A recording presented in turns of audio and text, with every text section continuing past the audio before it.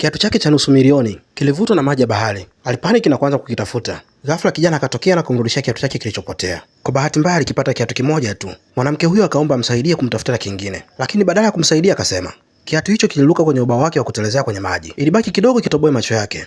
Mwisho wa siku akutaka huyo binti aibike, alimpa slippers za zamani za chooni ili angalau aweze kutembea mjini. Muda mfupi baadaye alimuona mvulana akiwa analia kwa sababu jino lake limetoka. Alimsaidia kusafisha kidonda chake na kisha kumpeleka nyumbani. Mama wa mvulana huyo alimkaribisha kwa furaha.